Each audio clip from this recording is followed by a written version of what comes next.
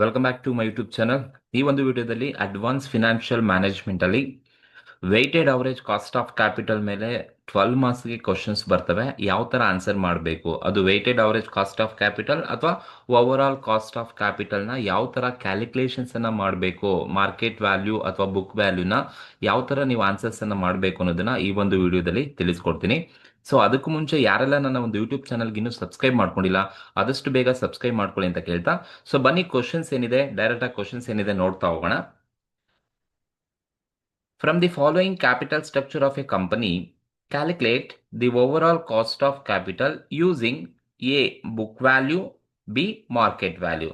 ನೋಡಿ ನಮ್ಗೆ ಏನ್ ಕ್ಯಾಲ್ಕುಲೇಟ್ ಮಾಡೋಕೆ ಹೇಳಿದ್ದಾರೆ ಅಂದ್ರೆ overall cost of capital ಅಂತ ಹೇಳಿದ್ದಾರೆ. ಸೊ ಇದನ್ನ overall cost of capital ಅಂತನಾದ್ರೂ ಕರಿಬಹುದು ಅಥವಾ weighted average cost of capital ಅಂತನಾದ್ರೂ ಕರಿಬಹುದು. ಯೂಸಿಂಗ್ ಬುಕ್ ವ್ಯಾಲ್ಯೂ ಯೂಸ್ ಮಾಡಿಕೊಂಡು ಮತ್ತೆ ಮಾರ್ಕೆಟ್ ವ್ಯಾಲ್ಯೂನ ಯೂಸ್ ಮಾಡಿಕೊಂಡು ನೀವು ಬುಕ್ ವ್ಯಾಲ್ಯೂ ಇದ್ದಾಗ over all cost of capital ಅಥವಾ ವೆಯ್ಟೆಡ್ ಕಾಸ್ಟ್ ಆಫ್ ಕ್ಯಾಪಿಟಲ್ ಎಷ್ಟು ಬರುತ್ತೆ, ಮಾರ್ಕೆಟ್ ವ್ಯಾಲ್ಯೂ ಇದ್ದಾಗ over all cost of capital ಎಷ್ಟು ಬರುತ್ತೆ, ನಾವು ಕ್ಯಾಲ್ಕುಲೇಷನ್ಸ್ ಅನ್ನ ಮಾಡ್ಬೇಕಂತೆ.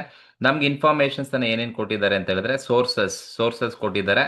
So debenture, preference shares, equity share, retained earnings ಇದೆ.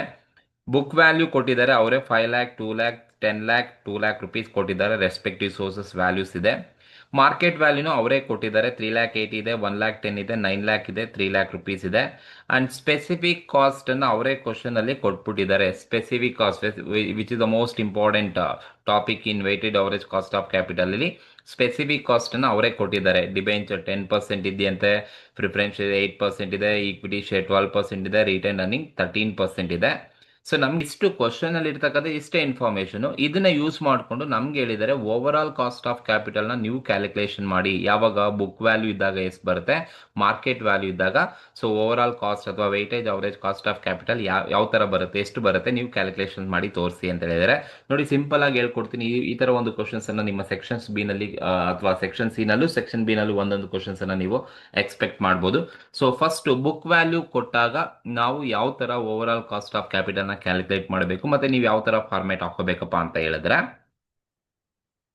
ನೋಡಿ ಫಸ್ಟ್ ಬುಕ್ ವ್ಯಾಲ್ಯೂ ಇದ್ದಾಗ ನಾವು ಕ್ಯಾಲ್ಕುಲೇಷನ್ ಮಾಡಬೇಕಾಗಿರೋದು calculation of overall cost of capital ಅಥವಾ weighted average cost of capital based on first one a book value ಇದ್ದಾಗ ನಾನು ಮಾಡ್ತಾ ಇರ್ತಕ್ಕಂಥದ್ದು. ಬುಕ್ ವ್ಯಾಲ್ಯೂ ಇದ್ದಾಗ ವೆಯ್ಟ್ಸ್ ಎಷ್ಟು ಬರುತ್ತೆ ನಾವು ಕ್ಯಾಲ್ಕುಲೇಷನ್ಸ್ ಅನ್ನ ಮಾಡೋಣ.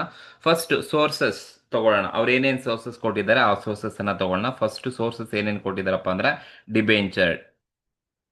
ಡಿಬೆಂಚರ್ಸ್ ಕೊಟ್ಟಿದ್ದಾರೆ. ಡಿಬೆಂಚರ್ಸ್ಗೆ ಬುಕ್ ವ್ಯಾಲ್ಯೂ ಕ್ಯಾಲ್ಕುಲೇಷನ್ಸ್ ಅನ್ನ ಮಾಡಬೇಕಾದ್ರೆ ನೋಡಿ ಬುಕ್ ವ್ಯಾಲ್ಯೂ ಅಮೌಂಟ್ ಅನ್ನೇ ತಗೋಬೇಕು. ಬುಕ್ ವ್ಯಾಲ್ಯೂ ಕ್ಯಾಲ್ಕುಲೇಟ್ ಮಾಡಬೇಕಾದ್ರೆ ಬುಕ್ ವ್ಯಾಲ್ಯೂ ಅಮೌಂಟ್ಸ್ ಎಷ್ಟು ಕೊಟ್ಟಿದ್ದಾರೆ ಅದೇ ತಗೋಬೇಕು. ಹಾಗೆ ಈ ಡಿಬೆಂಚರ್ ನ ಬುಕ್ ವ್ಯಾಲ್ಯೂ ಎಷ್ಟಿದೆ, 5 lakh rupees ಇದೆ. ನಾನು 5 lakh rupees ಬುಕ್ ವ್ಯಾಲ್ಯೂ ತಗೊಳ್ತಾ ಇದ್ದೀನಿ. ನೆಕ್ಸ್ಟ್ ಸೋರ್ಸಸ್ ಯಾವ್ದಿರೋದು, ಪ್ರಿಫರೆನ್ಸ್ ಶೇರ್ಸ್ ಇದೆ. ಸೊ ಪ್ರಿಫರೆನ್ಸ್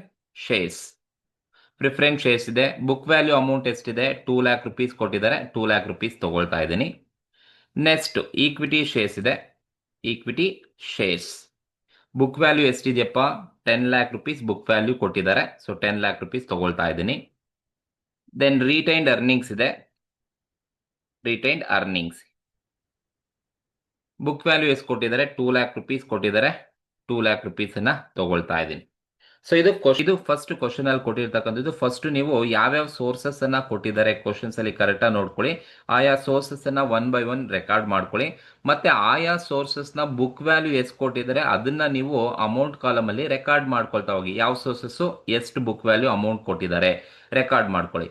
ಈಗ ನೀವೆಲ್ಲಾ ಬುಕ್ ವ್ಯಾಲ್ಯೂನ ರೆಕಾರ್ಡ್ ಮಾಡ್ಕೊಂಡಾದ್ಮೇಲೆ ಈ ಅಮೌಂಟ್ ಅನ್ನ ಫಸ್ಟ್ ನೀವೇನ್ ಮಾಡಿ ಅಂದ್ರೆ ಟೋಟಲ್ ಮಾಡ್ಕೊಳ್ಳಿ.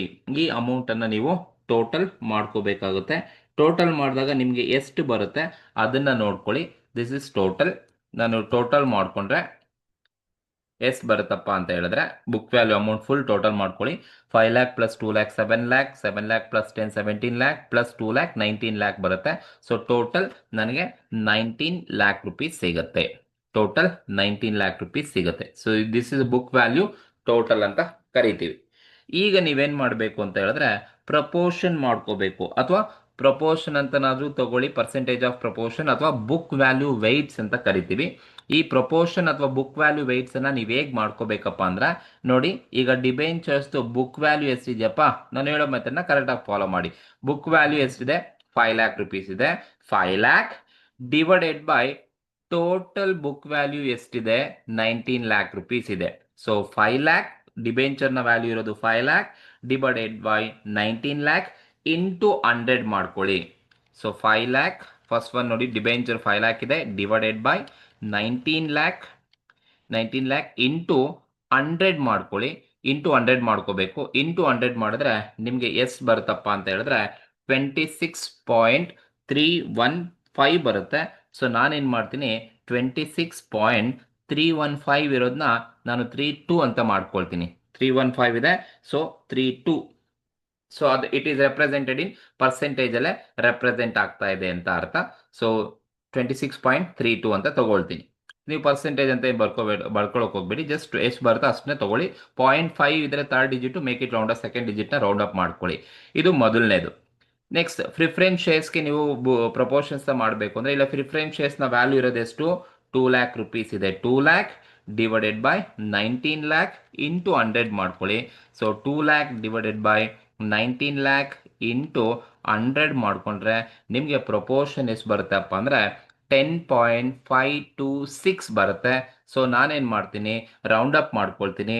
10.526 ಇರೋದನ್ನ ನಾನು 53 ಮಾಡ್ಕೊಳ್ತೀನಿ. 526 ಇದೆ. So third digit more than 5 ಇರೋದ್ರಿಂದ ನಾನು ಸೆಕೆಂಡ್ ಡಿಜಿಟ್ 2ನ 3 ಮಾಡ್ಕೊಂಡಿರೋದು 10.53. ನೀವು ಕ್ಯಾಲ್ಕುಲೇಷನ್ಸ್ ಅನ್ನ ಮಾಡ್ಕೊಂಡ್ರೆ ನಿಮಗೆ ಗೊತ್ತಾಗ್ಬಿಡುತ್ತೆ. So 2 lac divided by 19 lakh into 100, you will get 10.526 ಇದೆ. ಸೊ ಮೇಕ್ ಇಟ್ ರೌಂಡ್ 10.53 ಸಿಗುತ್ತೆ. This is a proportion or book weights percentage ಅಲ್ಲಿ ಇರ್ತಕ್ಕಂಥದ್ದು. ನೆಕ್ಸ್ಟ್ ಈಕ್ವಿಟಿ ಶೇರ್ಸ್ಗೆ ಮಾಡಬೇಕು ಅಂದ್ರೆ, ಈಕ್ವಿಟಿ ಶೇರ್ಸ್ನ ಬುಕ್ ವ್ಯಾಲ್ಯೂ ಇರೋದು 10 ಲ್ಯಾಕ್. ಈಕ್ವಿಟಿ ಶೇರ್ಸ್ನ ಬುಕ್ ವ್ಯಾಲ್ಯೂ ಇರೋದು 10 lac divided by total book value ಇರೋದು 19 lac. So 10 lac divided by 19 lac into 100 ಮಾಡ್ಕೊಳ್ಳಿ. Into 100 ಮಾಡಿದ್ರೆ ನಿಮಗೆ 52.63 ಬರುತ್ತೆ. ಸೊ ಹಾಗಾಗಿ ನಾನು 52.63 ನಾನು ತಗೊಳ್ತೀನಿ. ಸೊ ನೀವು 10 ಲ್ಯಾಕ್ ಡಿವೈಡೆಡ್ ಬೈ 19 ಲ್ಯಾಕ್ ಮಾಡಿದ್ರೆ ನಿಮಗೆ 52.631 ಬರುತ್ತೆ. ಜಸ್ಟ್ 63 ತಗೊಳ್ಳಿ, ಥರ್ಡ್ ಡಿಜಿಟ್ 1 ಇರೋದ್ರಿಂದ 63ನೇ ಸಾಕು. Then next last one, retained ಅರ್ನಿಂಗ್ಸ್ನ ಬುಕ್ ವ್ಯಾಲ್ಯೂ 2 ಲ್ಯಾಕ್ ರುಪೀಸ್ ಇದೆ, ಡಿವೈಡೆಡ್ ಬೈ 19 ಲ್ಯಾಕ್ ರುಪೀಸ್ ಮಾಡಿದ್ರೆ ನಿಮಗೆ ಎಷ್ಟು ಬರುತ್ತಪ್ಪ ಅಂತ ಹೇಳಿದ್ರೆ, ಸೊ 10.52 ಬರುತ್ತೆ. 10.52 ಬರುತ್ತೆ. ಸೊ ಇಲ್ಲಿ ನೀವು ಲಾಸ್ಟ್ ಒನ್ಗೆ ಏನು ಮಾಡ್ತೀರಾ ಅಂದರೆ 10.526 ಬರುತ್ತೆ. ನೀವು 6 ಬಂದಿದೆ ಅಂತ ಯಾಕೆಂದ್ರೆ ಇಲ್ಲಿ ನಾನು ರೌಂಡ್ ಅಪ್ ಮಾಡ್ಕೊಂಡಿದ್ದೀನಿ ಅಂತ ಹೇಳ್ಬಿಟ್ಟು ಇಲ್ಲೂ ನಾನು ರೌಂಡ್ ಅಪ್ ಮಾಡ್ಕೊಳ್ಳೋಕೆ ಹೋಗ್ಬೇಡಿ. ಏನಕ್ಕೆ ಹೋಗ್ಬೇಡಿ ಅಂದರೆ, ಲಾಸ್ಟ್ ಡಿಜಿಟನ್ನು ಯಾವಕ್ಕೆ ರೌಂಡ್ ಅಪ್ ಮಾಡ್ಕೋಬೇಡಿ ಅಂತ ಹೇಳಿದ್ರೆ, ಸೊ ಲಾಸ್ಟ್ ಒನ್ ಮಾಡಬೇಕಾದ್ರೆ ನೀವು ರೌಂಡ್ ಅಪ್ ಏನಕ್ಕೆ ಮಾಡ್ಕೋಬೇಡಿ ಅಂದರೆ, ನೀವು ಇಷ್ಟು ಟೋಟಲ್ ಮಾಡಿದ್ರೆ ನಿಮಗೆ ಎಷ್ಟು ಬರಬೇಕಪ್ಪ ಅಂದರೆ 100 ಬರಬೇಕು. ಇಷ್ಟು ಟೋಟಲ್ ಮಾಡಿದ್ರೆ ನಿಮಗೆ 100 ಬರಬೇಕು. ಹಾಗಾಗಿ ಲಾಸ್ಟ್ ಡಿಜಿಟನ್ನು ರೌಂಡ್ ಅಪ್ ಮಾಡ್ಕೋಬೇಕೋ ಬೇಡವೋ ಅನ್ನೋದನ್ನ ಕ್ಯಾಲ್ಕುಲೇಷನ್ ಮಾಡ್ಬೇಕಾದ್ರೆ ನೋಡಿಕೊಂಡು ಒಮ್ಮೆ ಚೆಕ್ ಮಾಡ್ಕೋಬೇಕಾಗುತ್ತೆ. ಯಾಕಂದ್ರೆ ಈ ಪ್ರಪೋರ್ಷನ್ ಇಷ್ಟು ಟೋಟಲ್ ಮಾಡಿದ್ರೆ 100 ಬರಬೇಕು. ಸೊ ಹಾಗಾಗಿ ನಾನು ಲಾಸ್ಟ್ ಡಿಜಿಟ್ ಅನ್ನ ನಾನೇನ್ ಮಾಡಿದ್ದೀನಿ ಅಂದ್ರೆ 10.526 ಇದ್ರೂ ಕೂಡ ನಾನು 10.52 ಮಾತ್ರ ತಗೊಂಡಿದ್ದೀನಿ. ಬಿಕಾಸ್ ಆಫ್ ನಾನು ಈ 4 ಟೋಟಲ್ ಮಾಡಿದ್ರೆ ನನಗೆ ಪ್ರಪೋರ್ಷನ್ 100 ಬರಬೇಕಾಗುತ್ತೆ. ಸೊ ಈಗ ನೀವೆಲ್ಲ ಟೋಟಲ್ ಮಾಡಿ 26.32, 10.53, 52.63, 10.52 ಇಷ್ಟು ನೀವು ಟೋಟಲ್ ಮಾಡಿದ್ರೆ ನಿಮಗೆ 100 ಸಿಗುತ್ತೆ. ಹಾಗಾಗಿ ಲಾಸ್ಟ್ ಡಿಜಿಟ್ ಅನ್ನ ನೀವು ಲಾಸ್ಟ್ ಪಾಯಿಂಟ್ ಮಾಡ್ಕೋಬೇಕಾದ್ರೆ ರೌಂಡ್ ಅಪ್ ಮಾಡ್ಕೊಳ್ಳೋಕೆ ಹೋಗಬೇಡಿ. ಸೊ ಅದನ್ನ ನೋಡಿಕೊಂಡು ಕ್ಯಾಲ್ಕುಲೇಷನ್ಸ್ ಅನ್ನ ಕರೆಕ್ಟ್ ಆಗಿ ಮಾಡ್ತಾ ಹೋಗಿ.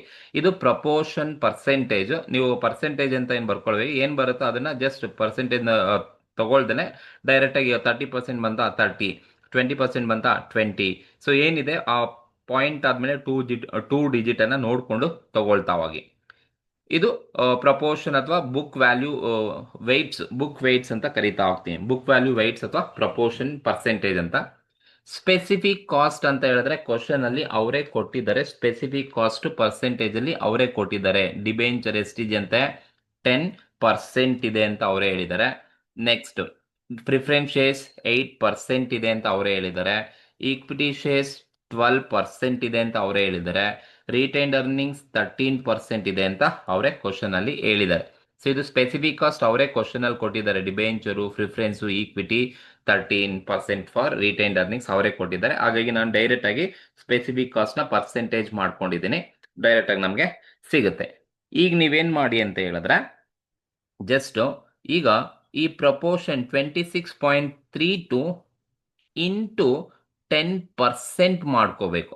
10% ಮಾಡ್ಕೋಬೇಕು. ಸೊ 10% ಮಾಡ್ಕೊಳ್ತೀರಾ ಅಂತ ಹೇಳಿದ್ರೆ 26.32 ಇಂಟು 10% ಮಾಡಿ ನಿಮಗೆ 2.623 ಜಸ್ಟ್ 2 ಡಿಜಿಟ್ ತಗೊಳ್ಳಿ. 2.63% ನಮಗೆ ಸಿಗುತ್ತೆ. 26.32 ಇಂಟು 10% ಮಾಡ್ಕೋಬೇಕು. 10% ಮಾಡಿಕೊಂಡ್ರೆ ನಿಮಗೆ 2.63% ನಮಗೆ ಸಿಗುತ್ತೆ. 26.32 ಇಂಟು 10% ಮಾಡಬೇಕು. 10 ಡಿವೈಡೆಡ್ ಬೈ 100 ಮಾಡ್ಕೊಳ್ಳಿ. ಹೆಂಗೆ ಅಂದರೆ ಕ್ಯಾಲ್ಕುಲೇಷನ್ಸ್ ಅನ್ನ ನೀವು ಹೀಗೆ ಮಾಡ್ಕೋಬೇಕು. 2.63 ಹೇಗೆ ಬಂತು ಅಂದರೆ 26.32 ಇಂಟು 10% ಮಾಡ್ಕೊಳ್ಳಿ, ನಿಮಗೆ 2.63 ಬರುತ್ತೆ. ಸೇಮ್ ಅದೇ ಥರ ನೀವು ಇಲ್ಲಿ ಮಾಡ್ತೀರಾ ಅಂದರೆ 10.53 ಇಂಟು 8% ಮಾಡ್ಕೋಬೇಕು. ಇಂಟು 8% ಮಾಡಿದ್ರೆ ಸೊ ನಿಮಗೆ ಎಷ್ಟು ಬರುತ್ತಪ್ಪ ಅಂತ ಹೇಳಿದ್ರೆ ಸೊ 10.53 ಇಂಟು 8% ಮಾಡಿದ್ರೆ ನನಗೆ 0.84% ಬರುತ್ತೆ. ಸೊ 0.84% ಅಲ್ಲಿ ತಗೊಳ್ತೀನಿ. ಅದೇ ಥರ ಈಕ್ವಿಟಿ ಶೇರಿಗೆ ಬನ್ನಿ. 52.63 ಇಂಟು 12% ಮಾಡ್ಕೊಳ್ಳಿ. 52.63 ಇಂಟು 12% ಮಾಡಿದ್ರೆ ನನಗೆ 6.31 ನನಗೆ ಸಿಗುತ್ತೆ. 315 ಇದೆ, ರೌಂಡ್ ಅಪ್ ಮಾಡ್ಕೊಳ್ತೀನಿ. ಸೊ ದಟ್ ಈಸ್ 6.32% ನನಗೆ ಸಿಗುತ್ತೆ. 0.5 ಇದ್ರೆ make it round up, above 5 ಇದ್ರೆ ಮಾತ್ರ. Next then last one 10.52 into 13% ಅನ್ನ ಮಾಡ್ಕೊಳ್ಳಿ. ದಟ್ ಈಸ್ 10.52 ಇಂಟು 13% ಮಾಡಿದ್ರೆ ನನಗೆ 1.367 ಬರುತ್ತೆ. ನಾನು ರೌಂಡ್ ಅಪ್ ಮಾಡಿಕೊಂಡ್ರೆ 1.37% ನನಗೆ ಸಿಗುತ್ತೆ. ಸೊ ಈ ಥರ ನೀವು ಪರ್ಸೆಂಟನ್ನು ಕ್ಯಾಲ್ಕುಲೇಟ್ ಮಾಡ್ಕೋಬೇಕು, weighted ಕಾಸ್ಟನ್ನು.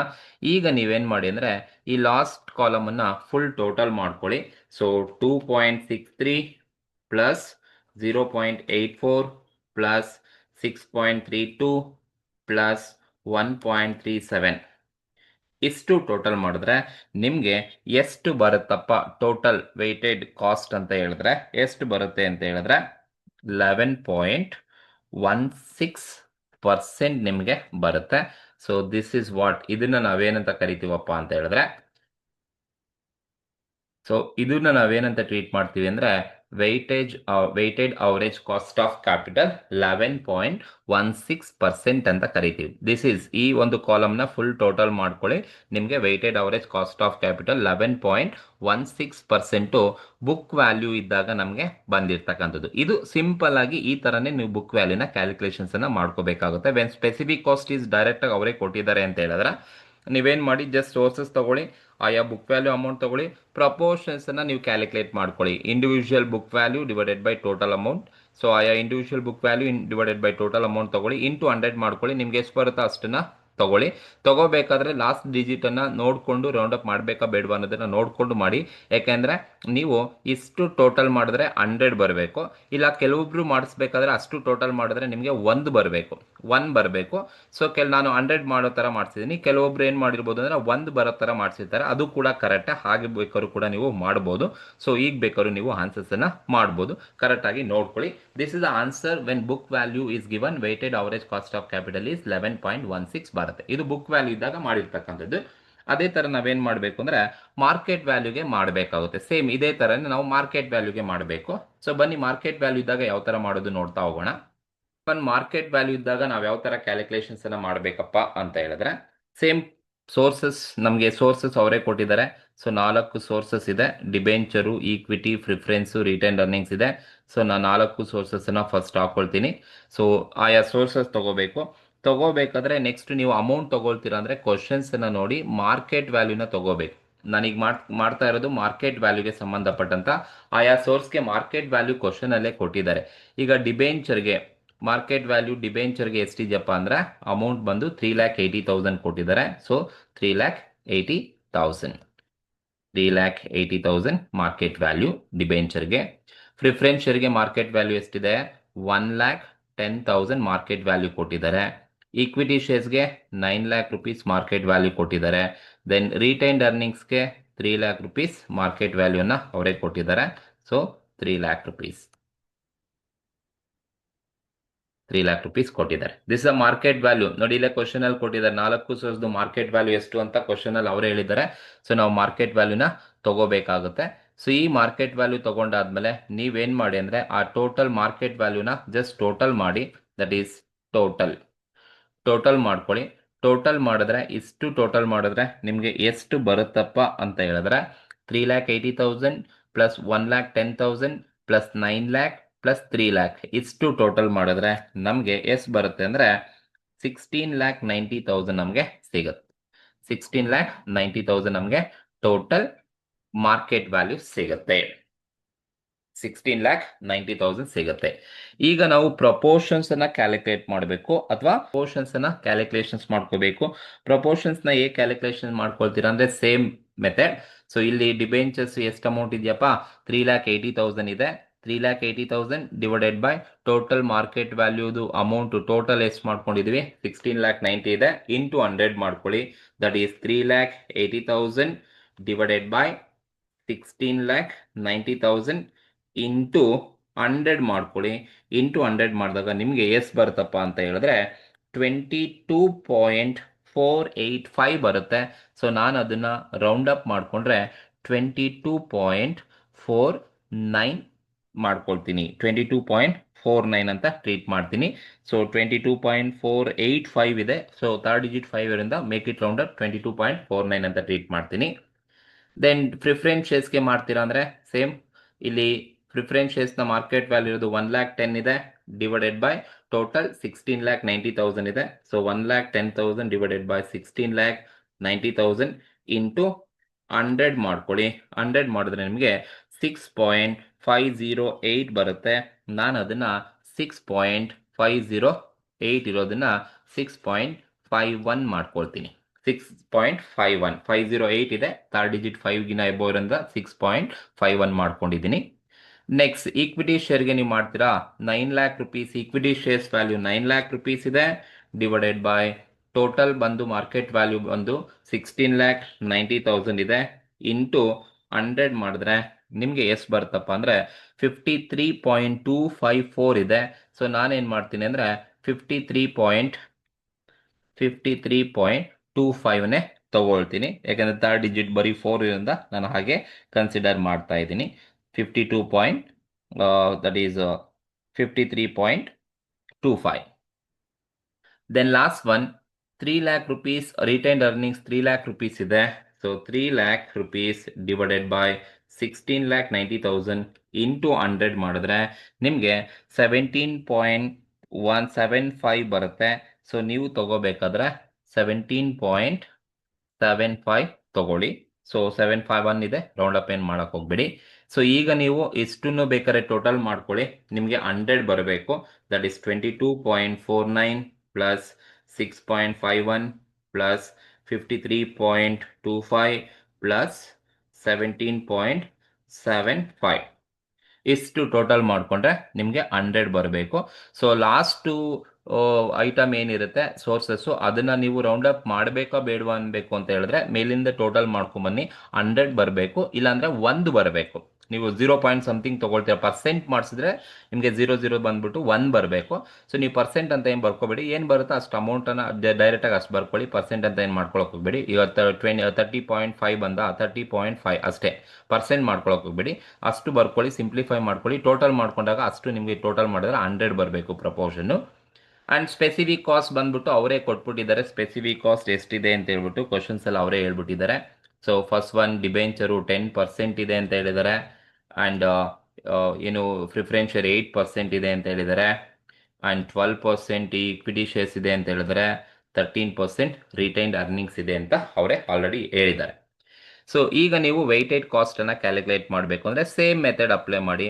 Proportion 22.49 into 10%. So 22.49 into 10% ಮಾಡ್ಕೊಳ್ಳಿ. ದಟ್ ಈಸ್ 22.49 ಇಂಟು 10% ಮಾಡಿಕೊಂಡ್ರೆ ನಿಮಗೆ 2.25 ನಿಮಗೆ ಸಿಗುತ್ತೆ. ಸೊ ಇದೇ ಥರನೇ ಕ್ಯಾಲ್ಕುಲೇಷನ್ಸನ್ನು ಮಾಡ್ಕೊಳ್ಳಿ. ಸೊ ಬ್ರಾಕೆಟಲ್ಲಿ ತೋರಿಸಿರ್ತೀನಿ. That is 22.49 into specific cost ಇರೋದೆಷ್ಟು 10 10% ಇದೆ, 10% ಮಾಡ್ಕೊಳ್ಳಿ. ಸೊ ನಿಮಗೆ ಎಷ್ಟು ಬರುತ್ತಪ್ಪ ಅಂದರೆ 2.249 ಇರುತ್ತೆ. ನಾನು ರೌಂಡ್ ಅಪ್ ಮಾಡ್ಕೊಳ್ತೀನಿ, 2.25% ನಿಮಗೆ ಸಿಗುತ್ತೆ. ಸೊ ಇದು ಫಸ್ಟ್ ಒನ್ಗೆ ವೆಯ್ಟೆಡ್ ಕಾಸ್ಟನ್ನು ಕ್ಯಾಲ್ಕುಲೇಷನ್ಸನ್ನು ಮಾಡಿರ್ತಕ್ಕಂಥದ್ದು. ಅದೇ ಥರ ನೀವು ನೆಕ್ಸ್ಟ್ ಏನು ಮಾಡಿ, 6.1 ಇಂಟು 8% ಮಾಡಿ. 6.1 ಇಂಟು 8% ಮಾಡಿದ್ರೆ ಸೊ ನಿಮಗೆ 0.52% ಬರುತ್ತೆ. That is 0.52%. ನೆಕ್ಸ್ಟ್ 53.25 ಇಂಟು 12% ಮಾಡಿ. 53.25 ಇಂಟು 12% ಮಾಡಿದ್ರೆ ನಿಮಗೆ ಎಷ್ಟು ಬರುತ್ತೆ ಅಂದರೆ 6.39% ಬರುತ್ತೆ. ದಟ್ ಈಸ್ 6.39% ಬರುತ್ತೆ.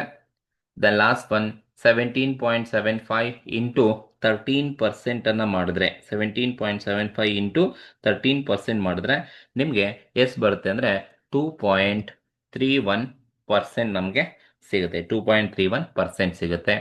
ಈಗ ನೀವು ಈ ಲಾಸ್ಟ್ ಕಾಲಮಲ್ಲಿರೋ ಎಲ್ಲ ಪರ್ಸೆಂಟೇಜ್ನ ಟೋಟಲ್ ಮಾಡಿ. That is 2.25 plus 0.52 plus 6.39 plus 2.31 ಇಷ್ಟು ಟೋಟಲ್ ಮಾಡಿದ್ರೆ ನಮಗೆ ಎಷ್ಟು ಬರುತ್ತೆ ಅಂದರೆ ಟೋಟಲ್ 11.47 ನಮಗೆ 47% ಸಿಗುತ್ತೆ. ದಿಸ್ ಈಸ್ 11.47 ಏನಂತ ಟ್ರೀಟ್ ಮಾಡ್ತೀವಪ್ಪ ಅಂದರೆ so weightage average cost of capital. So ಇದು weighted average cost of capital ಅಂತ ಟ್ರೀಟ್ ಮಾಡ್ತೀವಿ. ಸೊ ಈ ಥರ ನೀವು ಆನ್ಸರ್ಸನ್ನು ಮಾಡಬೇಕಾಗುತ್ತೆ. ಸೊ ಇದು ಸಿಂಪಲ್ ಆ್ಯಂಡ್ ಈಸಿ ಕ್ವಶನ್ನು, ಕರೆಕ್ಟಾಗಿ ನೋಡ್ಕೊಳ್ಳಿ. ಇದೇ ಥರ ಕ್ವಶನ್ಸನ್ನು ಕೊಡ್ತಾರೆ. ಸೋರ್ಸಸ್ ಇರುತ್ತೆ, ಅಮೌಂಟ್ ಇರುತ್ತೆ, ಪ್ರಪೋರ್ಷನ್ಸ್ ಇರುತ್ತೆ ಆ್ಯಂಡ್ ಸ್ಪೆಸಿಫಿಕ್ ಕಾಸ್ಟ್ ಕೊಟ್ಟಿರ್ತಾರೆ. ಸೊ ಜಸ್ಟ್ ಮಲ್ಟಿಪ್ಲೈ ಮಾಡ್ಕೊಳ್ಳಿ.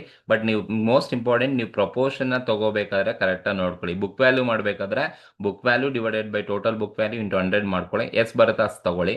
ಸೊ ಸ್ಪೆಸಿಫಿಕ್ ಕಾಸ್ಟ್ ಅವರೇ ಕೊಟ್ಟಿರ್ತಾರೆ. Proportion of percentage into specific cost ಮಾಡ್ಕೊಳ್ಳಿ, ನಿಮಗೆ ವೆಯ್ಟೆಡ್ ಕಾಸ್ಟ್ ಬರುತ್ತೆ. ಇಷ್ಟು ಟೋಟಲ್ ಮಾಡ್ಕೊಂಡ್ರೆ this is 11.16 for book value weights ಇದ್ದಾಗ, ಮಾರ್ಕೆಟ್ ವ್ಯಾಲ್ಯೂ ಇದ್ದಾಗ 11.47 ನಿಮಗೆ ಬಂದಿರತಕ್ಕಂಥದ್ದು ಏನು. ಸೊ ಇದು ಒಂದು ಕ್ವಶನ್ಸು ನಿಮ್ಮ ಎಕ್ಸಾಮ್ನಲ್ಲಿ ಕೇಳ್ತಕ್ಕಂಥದ್ದು, problems on weighted average cost of capital ಅಥವಾ overall cost of capital ಮೇಲೆ ಇರ್ತಕ್ಕಂಥ ಒಂದು ಕ್ವಶನ್ಗೆ. ಇರ್ತಕ್ಕಂಥ ವಿಡಿಯೋದಲ್ಲಿ ನಿಮ್ಗೆ ಏನಾದರೂ ಡೌಟ್ಸ್ ಇದ್ದರೆ ಅಥವಾ ಈ ಒಂದು ಟಾಪಿಕ್ ನಿಮ್ಗೆ ಏನಾದರೂ ಇಷ್ಟ ಆಗಿದ್ರೆ ದಯವಿಟ್ಟು ಸಬ್ಸ್ಕ್ರೈಬ್ ಮಾಡಿ, ಶೇರ್ ಮಾಡಿ. ಹಾಗೆ ನಿಮ್ಗೆ ಏನಾದರೂ ಹೇಳಬೇಕು ಅನ್ಸಿದ್ರೆ ಕಮೆಂಟ್ ಮೂಲಕ ತಿಳಿಸಿ. Thank you.